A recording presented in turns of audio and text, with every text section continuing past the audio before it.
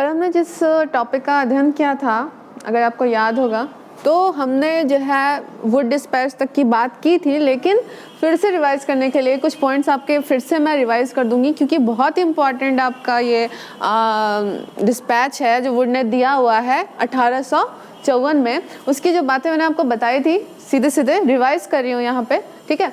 यहाँ क्या शिक्षा विभाग की बात की थी वुड डिस्पैच ने, सबसे पहले विश्वविद्यालय की बात की थी, जो उसने लंदन विश्वविद्यालय था उसकी तर्ज पे जो कलकत्ता, मद्रास और आपका बॉम्बे विश्वविद्यालय खुला। और बाद में अगर आपको याद हो कि इलाहाबाद यूनिवर्सिटी जो खुली, पंजाब यूनिवर्सिटी खुली, ये भी किसकी देन थी? वो वुड की, चार्ल्स वुड की ही देन थी। उसके अलावा उन्होंने जन शिक्षा प्रसार की जो बात की, आपको याद होगा मैकाले ने निस्यंदन सिद्धांत की बात कही थी, जिसमें छन छन के शिक्षा पर से लोअर तक जाती है। यहाँ इन्होंने उसका विरोध किया और एक जन शिक्षा की बात कही, जिसका प्रसार इन्होंने अपने डिस्पैच में बताया कि किस प्रकार किया जाए कि सबको शिक्षा मिले। फिर स्त्री शिक्षा की इन्होंने बात की, स्त्री की शिक्षा कैसी होनी चाहिए, विधि, चिकित्सा, अभियंत्रिकी, एक तरह से व्यवसायिक शिक्षा की शुरुआत करें तो मैकाले ने कोई ऐसी बात नहीं कही थी। उन्होंने क्लर्की वर्ग तैयार करने की बात कही थी, लेकिन उनको बनाने के लिए किसी शिक्षा व्यवस्था की बात नहीं की थी। लेकिन इन्होंने क्या कहा, एक विधि, आपका जो लॉ होता है, चिकित्सा, मेडिकल, उसके अलावा आपकी इंजीनियरिंग, इसके अलावा भी अन्य आपके जो व्यावसायिक प्रशिक्षण कार्यक्रम हैं उनकी भी बात चार्ल्स वुड ने की थी।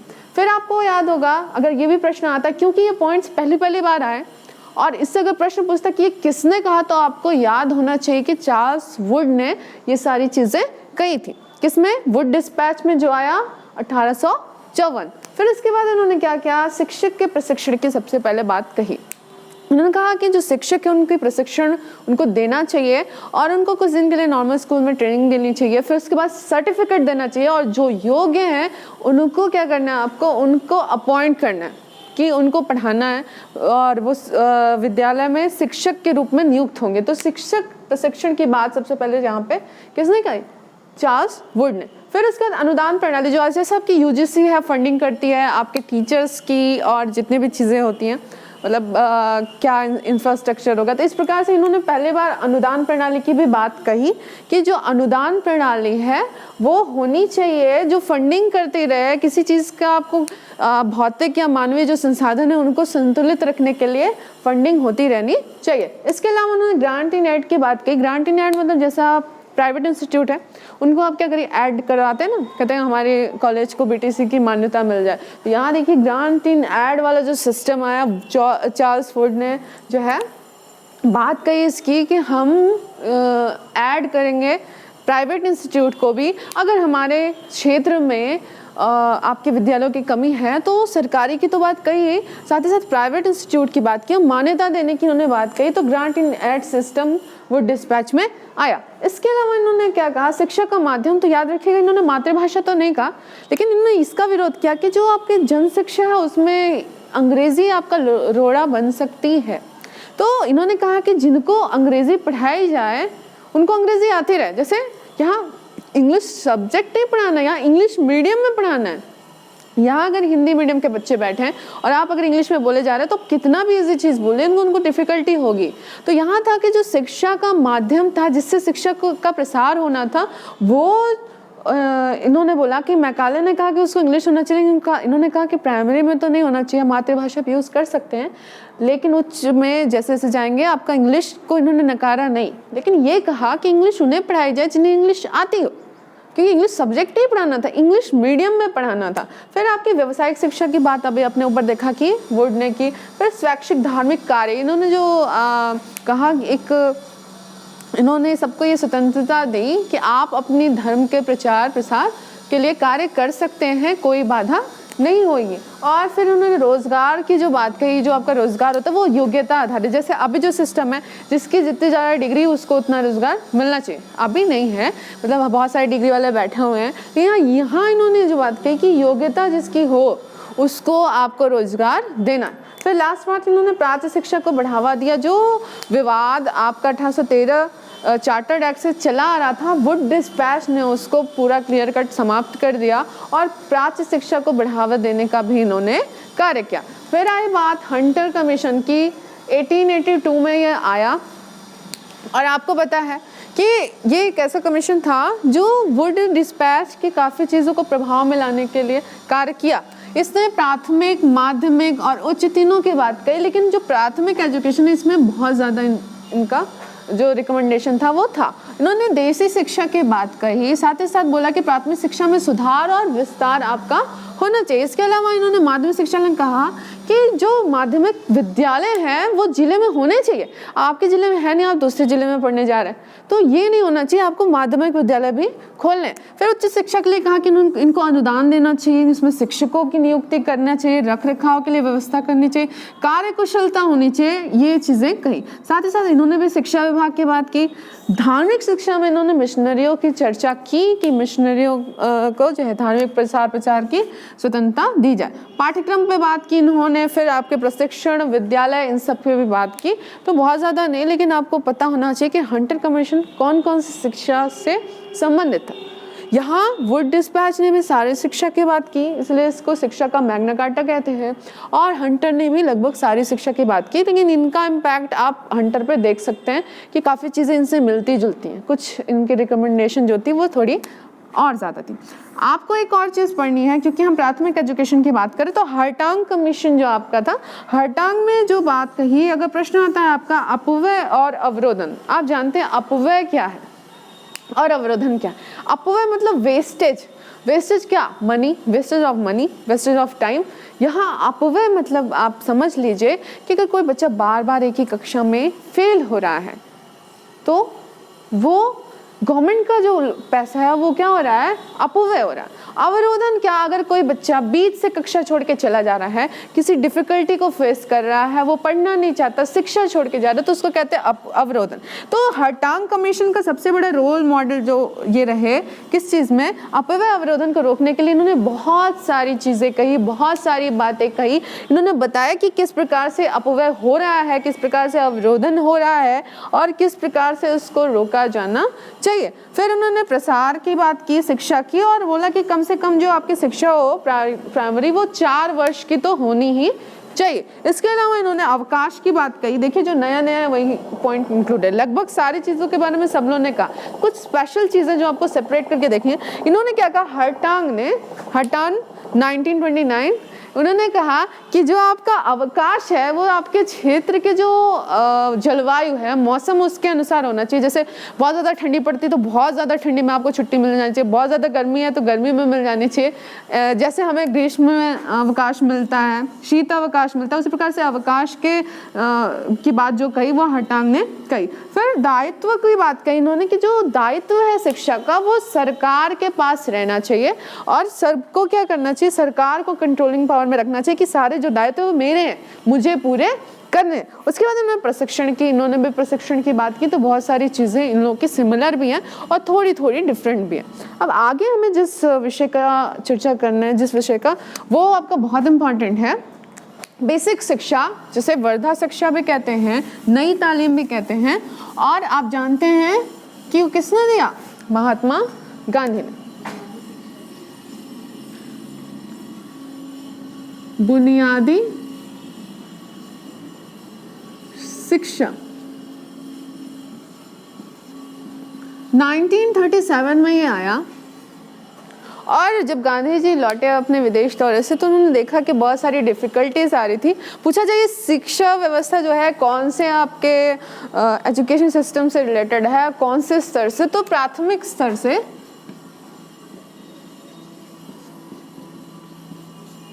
प्राथमिक स्तर से रिलेटेड है। कैसे? इन्होंने जो बात कही, कहा कि जो प्राथमिक शिक्षा है वो न्यूनतम 7 वर्ष की होनी चाहिए। पहली बात इनकी क्या, प्राथमिक जो शिक्षा है वो 7 वर्ष की होगी। तो एज क्या रखी, जैसे आपका 6 से 14 वर्ष है, थोड़ा सा आप डिफरेंट कर देंगे, 7 से 14 वर्ष। 7 से 14 वर्ष की इन्होंने प्राथमिक शिक्षा रखी। 7 से 14 वर्ष से तात्पर्य मतलब कक्षा 1 में बालक 7 में रहेगा और 14 वर्ष, जो 14 वर्ष में उसकी प्राथमिक शिक्षा पूरी हो जाएगी। इन्होंने और भी कई चीज़ें कही, लेकिन इनका जो मेन फोकस था, क्योंकि गांधी जी अहिंसावादी थे, तो इनका जो पाठ्यक्रम था उसका भी जो प्रारूप था वो भी अहिंसावादी था। और इन्होंने जो बात कही हस्तशिल्प की, ठीक है, हस्तशिल्प जो आपका होता है उसकी बात की इन्होंने। कहा शिल्प के लिए 3 घंटे 20 मिनट आपको समय देना है पर डे। 3 घंटे 20 मिनट आपका जो ड्यूरेशन है वो क्या होगा, हस्तशिल्प का होगा, और आपको हस्तशिल्प की शिक्षा देने से साथ ही साथ इन्होंने शारीरिक शिक्षा और बहुत सारे जो राष्ट्रीय मूल्य हैं आपके, क्योंकि उसमें जो हमारा देश था वो स्वतंत्र नहीं था, तो उन्होंने कई प्रकार की शिक्षा पाठ्यक्रम में बदलाव की मांग की। उन्होंने कहा कि जो आपकी शिक्षा होनी चाहिए वो हस्तशिल्प आधारित होनी चाहिए, जो बच्चा रहे वो क्या बने, स्वावलंबी। स्वावलंबी बने, कैसे बनेगा, जब वो सीखेगा क्राफ्ट बनाना तो बाद में वो किसी से पे डिपेंड नहीं रहेगा। इसमें फंडिंग की बहुत कमी थी, इसे इनकी जो शिक्षा थी वो निःशुल्क और अनिवार्य थी। याद रखिएगा, इनसे कोई फीस नहीं ली जाती। इनके बेसिक शिक्षा में जो लिखा हुआ है बुनियादी शिक्षा में, यहाँ पे फीस नहीं ली जाती थी और ये सबके लिए अनिवार्य थी 7 से 14 वर्ष के लिए। लेकिन अब पैसे कहाँ देंगे आप टीचर को, कहाँ से? तो ये जो हस्तशिल्प बनाते थे वो जब उसको मार्केट में ले जाया जाता था तो जो अर्निंग होती थी उससे टीचर्स की सैलरी दी जाती थी। ये मेन फोकस था इनका हस्तशिल्प पे जोर देना। फिर हस्तशिल्प इन्होंने क्यों यूज़ किया कि बच्चा जो है भविष्य में किसी पे डिपेंड ना रहे और वो सीखे और उसको अपने जीवन में ढाले और किसी के सामने उसको हाथ ना फैलाना पड़े, अपने पैरों पर वह स्वयं खड़ा रहे। और बहुत सी चीज़ें इन्होंने कही कि हाँ, एक शिक्षक का माध्यम जब आया तो इन्होंने मातृभाषा में शिक्षा कहा कि जो शिक्षा का माध्यम है वो बालक की मातृभाषा होना चाहिए। फिर मातृभाषा क्यों, बालक को क्यों, तो बालक की शिक्षा उसकी मातृभाषा में शिक्षा, अर्थात इनकी जो शिक्षा व्यवस्था टोटली क्या थी, बाल केंद्रित। फोकसली पॉइंट हम डिस्कस करेंगे, बहुत ज़्यादा टाइम नहीं है आपके पास, बहुत शॉर्ट बचा है, तो हम बस मेन पॉइंट डिस्कस करेंगे। गांधी जी के अगर आपने दर्शन पढ़े होंगे तो आपको पता होगा कि वो कैसा सोचते थे, कैसे उनके विचार थे और बालक उनके लिए क्या था। कहते हैं ना, मन शरीर आत्मा का सर्वांगीण और सर्वोत्कृष्ट विकास, अर्थात हर पक्ष का इन्होंने इन्वॉल्वमेंट किया। इसमें देखिए शारीरिक शिक्षा भी है।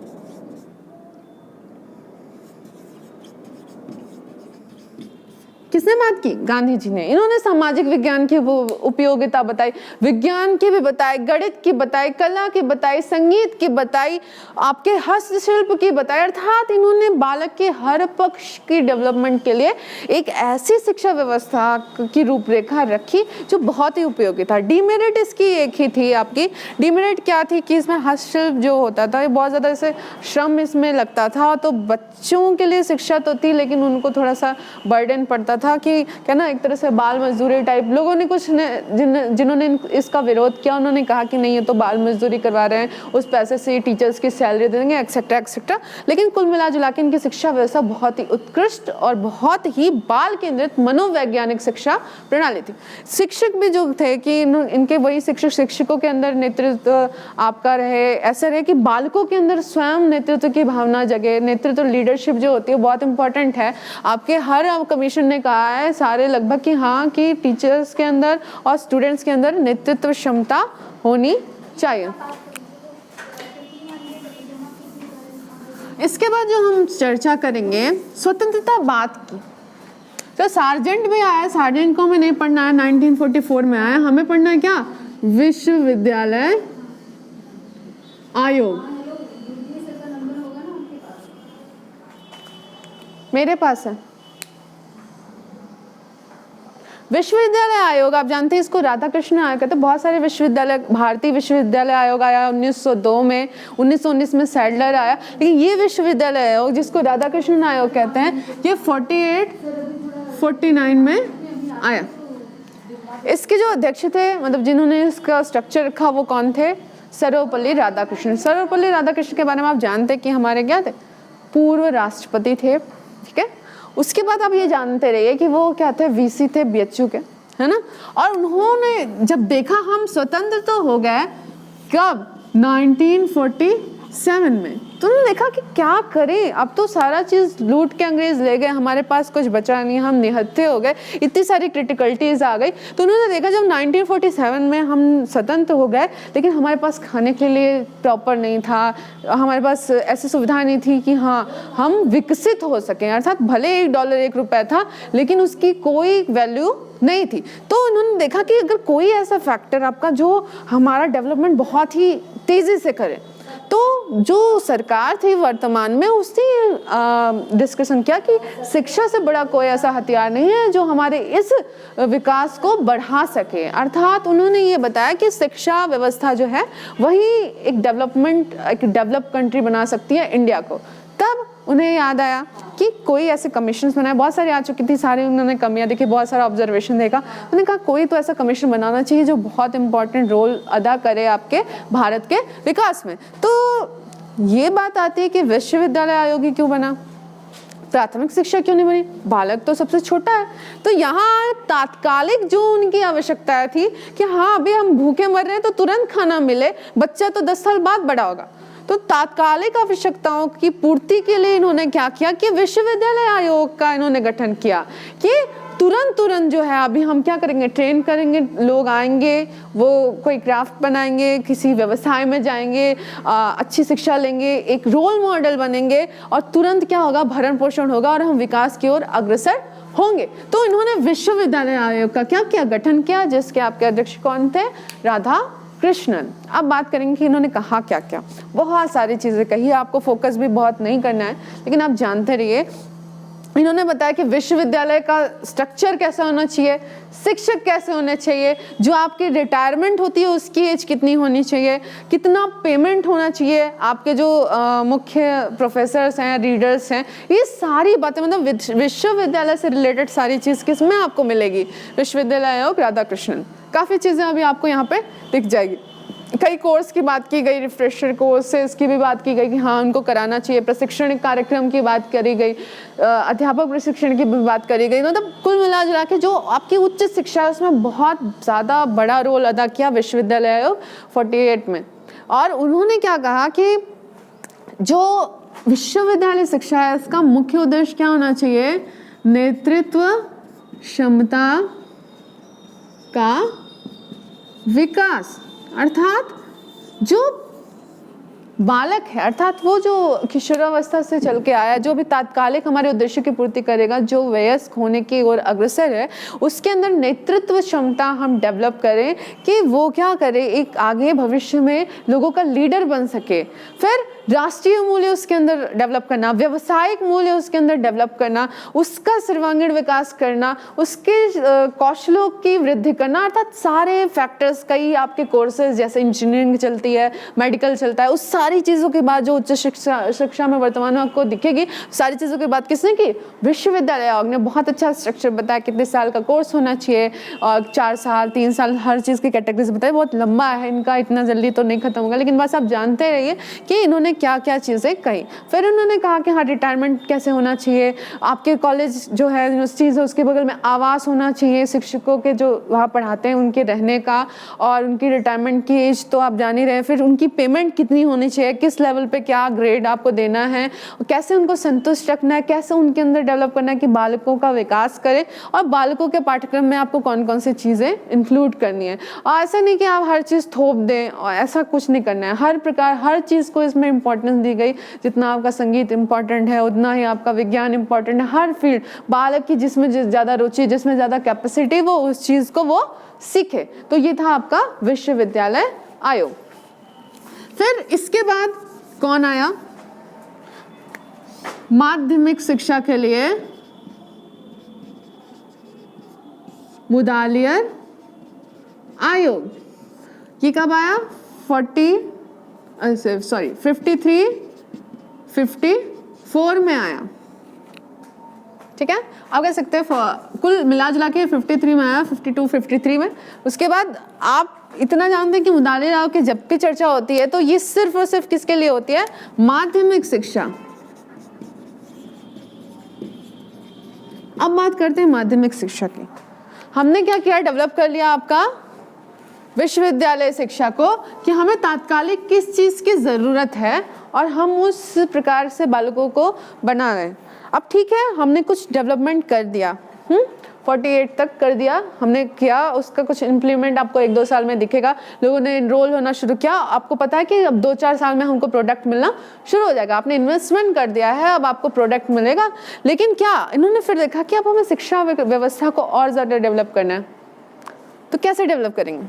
अब जिसकी बात आई वो थे आपके माध्यमिक शिक्षा स्तर के बालक। माध्यमिक शिक्षा आप जानते हैं किसकी होती है? किशोरावस्था आपके बालक होते, तो उन्हीं को ध्यान में रख के इन्होंने अपनी शिक्षा व्यवस्था की संरचना दी। याद रखिएगा, बोला इन्होंने कक्षा 11 तक। एक चीज इसमें डिफरेंस है जो मैं आपको बताऊंगी, कक्षा 11 तक ही आपकी माध्यमिक शिक्षा है, उसके बाद 12 को उन्होंने क्या कर दिया, आपको उच्च शिक्षा में डाल दिया, जो अभी नहीं है। जो चीज़ आपको जाननी चाहिए, क्या कक्षा 11 तक आपका माध्यमिक शिक्षा है और 12 से आपके क्या हो गया, ये चीज़ें उच्च शिक्षा में चलेगी। मतलब वही बालक 12 में, जो अभी 12 तक आपका उच्च माध्यमिक रहता है, यहाँ पे 12 के बाद चला गया किस में, आपके जो आपकी उच्च शिक्षा है उसमें स्नातक में चला गया था। फिर उन्होंने जो बात की, क्या इसमें भी बात की गई, राष्ट्रीय मूल्य डेवलप करना, नैतिक मूल्य डेवलप करना, चारित्रिक मूल्य डेवलप करना, नेतृत्व क्षमता का डेवलपमेंट करना, पाठ्यक्रम ऐसा होना चाहिए कि बालक के अनुसार व्यवसायिक कौशल उसमें डेवलप करे, कल को किसी के सामने हाथ ना फैलाना पड़े, हमारा भारत क्या करे, विकास की ओर अग्रसर हो। ऐसी सारी चीज़ों को देख के माध्यमिक शिक्षा में जितनी भी इम्प्लीमेंटेशन आपकी दिखेंगे वो माध्यमिक शिक्षा बोर्ड या मुदालिर आयोग की देन है। डायरेक्टली नहीं लेकिन इनडायरेक्टली इन्होंने पूरा फोकस ले जाकर किस पे कर दिया, माध्यमिक स्तर के बालकों पे, क्योंकि वो ऐसी अवस्था होती थी अगर वो जिस राह पे निकल गए वहाँ वो चलते जाते थे। क्योंकि आपको पता है कि व्यवसाय का चुनाव इसी के बाद करते हैं, इसी के बाद आपको क्या करना है, भविष्य में क्या बनना है, आपका लक्ष्य क्या है, सारी चीज़ें वो जो किशोर अवस्था का बालक वो जूझता रहता है। तो इन्होंने ध्यान दिया, तो इन्होंने क्या किया, फिर उसको डेवलप करने के लिए बहुत सारे प्रकार के पाठ्यक्रमों का निर्माण किया और बताया कि किस प्रकार होना चाहिए, किस प्रकार आपको पढ़ाना है, टीचर के अंदर क्या एबिलिटी होनी चाहिए और पाठ्यक्रम वास्तव में माध्यमिक शिक्षा का कैसा होना चाहिए, उसके अंदर क्या गुण होने चाहिए। जैसे कि आपको बताया मैंने कि नेतृत्व, राष्ट्रीय, नैतिक, चारित्रिक, व्यावसायिक, स्वावलंबी, आर्थिक उन्नता। मतलब ये भी नहीं है कि आप पढ़ते जाइए नैतिकता और जो है आपके पास आपको भीख मांगना पड़े, आपको स्वावलंबी बनाने के लिए भी क्या किया गया, माध्यमिक शिक्षा में आपको बताया गया कि किस प्रकार से शिक्षा आप ग्रहण करेंगे। फिर आपके आए 52-53 के बाद जब आपका आया 64-66 में कोठारी आयोग।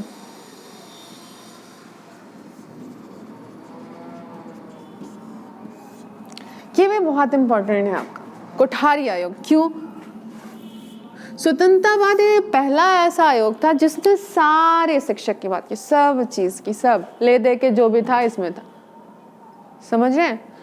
विश्वविद्यालय, हाँ बिल्कुल, इसीलिए इसे भारतीय शिक्षा की रीढ़ की हड्डी भी कहा जाता है। पूछा जाए ना कि भारतीय शिक्षा की रीढ़ की हड्डी कौन सी है, वो है कोठारी कमीशन। कोठारी कमीशन एक ऐसी शिक्षा व्यवस्था थी स्वतंत्रता बाद जिसने शिक्षा में क्रांति ला दी। सिर्फ एक पक्ष का नहीं, इन्होंने हर पक्ष की बात की। इन्होंने प्राइमरी एजुकेशन की बात की, मिडिल एजुकेशन की बात की, आपकी उच्च शिक्षा की भी बात की और ये भी बताया कि किस प्रकार से आपको बालक का सर्वांगीण विकास करना है। गांधी जी ने भी बताया लेकिन सिर्फ प्राइमरी में बताया, है ना। राधा कृष्ण ने भी बताया लेकिन सिर्फ उच्च में बताया। अब देखिए, गांधी जी हमारे अपने भारत के थे ना, तो उन्होंने पहले क्या किया, प्राइमरी एजुकेशन पे दे दिया, फिर राधा कृष्ण ने उच्च शिक्षा पे दे दिया, मुदालियर ने क्या किया, मुदालियर ने माध्यमिक शिक्षा पे दे दिया। बचे क्या, कोठारी जी बचे, तो उन्होंने कहा ले आओ, जो कमी बढ़ा होगा हम सब क्या करेंगे, क्लियर कर देंगे। तो बहुत ही अच्छा इन्होंने आयोग अपना बनाया और जो उसमें प्रतिवेदन दिया उसमें क्या किया कि 3 स्तरों में जो शिक्षा बांटी, इन्होंने तीनों की बात की, प्राथमिक की, माध्यमिक की और उच्च शिक्षा की भी बात की। कितने वर्ष का होना चाहिए, ये भी एक मॉडल जो इन्होंने प्रतिवेदन में कहा 10+2+3 जो वर्तमान में आपका चल रहा है। यहाँ से आया सुझाव 68 NP जो आपकी थी उसमें इसकी बात कही गई और फिर लास्ट में 86 और 92 तक इसको पूरा क्या कर दिया, लागू करवा दिया गया। अब देखिए 10+2+3 क्या है। 10 तक आपकी क्या है, जो शिक्षा है 1st to 10th क्लास जो बच्चा पढ़ता है, तो यहाँ आपका प्राथमिक, निम्न माध्यमिक और माध्यमिक 3, फिर आपके क्या उच्च माध्यमिक, और ये क्या स्नातक शिक्षा। बेसिकली क्या, जहाँ तक बच्चे की शिक्षा की रेंज जाती थी उसको इन्होंने कैटेगराइज कर दिया 10+2+3 में। इन्होंने बोला कि ये शिक्षा का, इन्होंने भी प्रस्ताव दिया कि ऐसी शिक्षा आपकी होनी चाहिए। और भी इन्होंने बहुत सारी बातें कही। कोठारी आयोग ने जो है इन्होंने भी नेतृत्व क्षमता के विकास की बात की, इन्होंने भी शारीरिक विकास की बात की कि हाँ शारीरिक शिक्षा भी होनी चाहिए। इन्होंने मानसिक विकास के लिए बहुत सारी चीज़ें कही, हर सब्जेक्ट की विशेषता बताई, कैसे पढ़ाना है आपको, क्या पढ़ाना है, क्या पाठ्यक्रम होना चाहिए, बालक के किन पक्षों का ध्यान रखना है, कैसे आप उन्नत कर सकते हैं, कितने विद्यालय हो, नेबरहुड जो आपके विद्यालय आया जैसे, और आपके जो 1 किलोमीटर के अंदर की रेंज आई प्राथमिक विद्यालयों की। बहुत सारी चीज़ें थी जो ये कोठारी कमीशन की देन है। और मुदालियर ने भी बहुत सारी चीज़ें कही थी, उसके बाद कोठारी ने भी बहुत सारी। अभी जो आपको दिखाएगा इन लोगों का सम्मिश्रण खिचड़ी ही दिखेगा, क्योंकि किसी ने कोई ना कोई अच्छी बात कही थी और कमियां तो आपको पता है कि सब में रही। और इन्होंने जो है जो प्रतिवेदन दिया, बहुत पूरा मतलब अब तक का सबसे बड़ा, सबसे ज़्यादा पेजों में दिया गया प्रतिवेदन था। और इन्होंने 9000 इंटरव्यूज़ लिए। 9000 इंटरव्यूज़ इन्होंने किसके लिए? अभिभावक, छात्र, प्रिंटिंग वाले, अर्थात जो आपकी जितनी भी चीज़ें शिक्षा में इंक्लूड थी, 9000 इन्होंने लगभग क्या किए, इंटरव्यूज़ लिए। उसके बाद इन्होंने क्या किया, लिखना शुरू किया और लिखते ही रह गए। और इन्होंने बहुत सारी चीज़ें, बहुत सारे अभिभावक क्या सोचता है उसके अनुसार क्या होना चाहिए, छात्र की क्या नौकरियां हैं, छात्र का क्या व्यवहार है, उसके कैसे उद्देश्य, किस प्रकार से वो डेवलप होंगे, और फिर आपके जो टीचर्स हैं इनका क्या मनोभाव होना चाहिए, क्या सोचते हैं, अभी क्या प्रॉब्लम है, क्या क्रिटिकलिटी है, सारी चीज़ों का इन्होंने विश्लेषण किया, फिर संश्लेषण करके कोठारी आयोग दिया। अर्थात एक रीढ़ की हड्डी से ऐसे नहीं कहा जाता, ये सच में रीढ़ की हड्डी है। इसमें बहुत सारी चीज़ें हैं, इसके इम्प्लीमेंटेशन है जो हमारी वर्तमान शिक्षा व्यवस्था में आपको दिखेंगी।